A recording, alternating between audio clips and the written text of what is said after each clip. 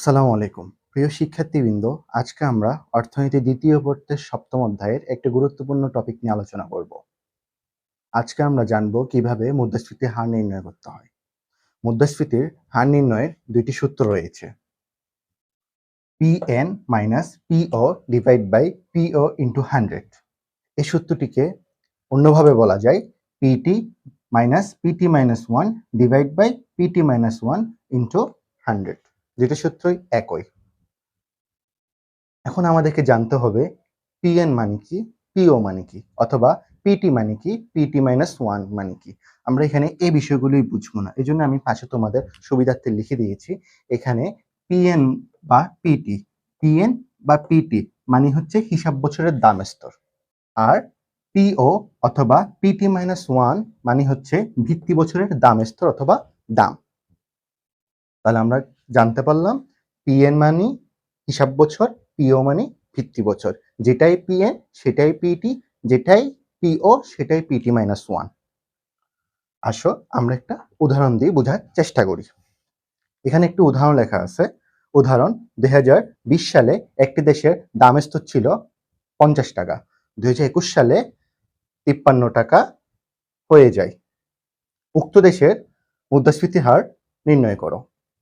তাহলে আমরা কিভাবে বের করব? আমরা সবচেয়ে সহজ সূত্র দিয়ে ট্রাই করি। তোমরা যে কোনো একটা সূত্র অ্যাপ্লাই করে এই ম্যাথটা করতে পারবা।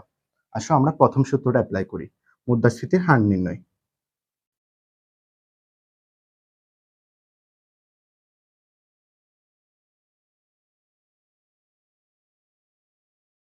মুদ্রাস্ফীতির হার নির্ণয় করতেছি আমরা। মুদ্রাস্ফীতির হার সমান আমাদের সূত্র হচ্ছে P N minus P O divide by P O into 100।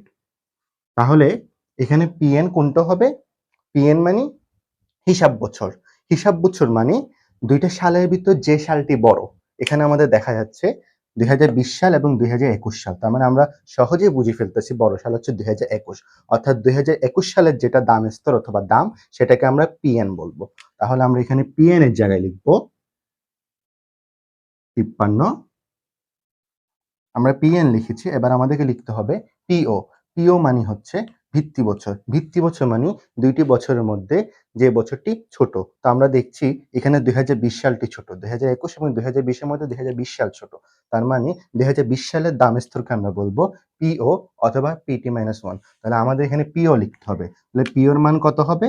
Pure মান হবে 50। তাহলে এখানে লিখবো আমরা 50। নিচেও পিও হবে, তাহলে নিচেও লিখবো আমরা কত? 50। এবার ইন্টু 100 ক্যালকুলেশন করি 6%। অর্থাৎ আমাদের উত্তর আসে 6%। 53 থেকে 50 বিয়োগ দিয়ে 50কে ভাগ করলাম, তারপর 100কে গুণ দিয়ে আমাদের উত্তর আসতেছে 6, পাশে শতকরা দিয়ে ফেললাম। এটাই হয়ে গেল আমাদের উক্ত দেশের মুদ্রাস্ফীতির হার। আশা করি আমরা সকলেই বুঝেছি কিভাবে মুদ্রাস্ফীতির হার নির্ণয় করতে হয়।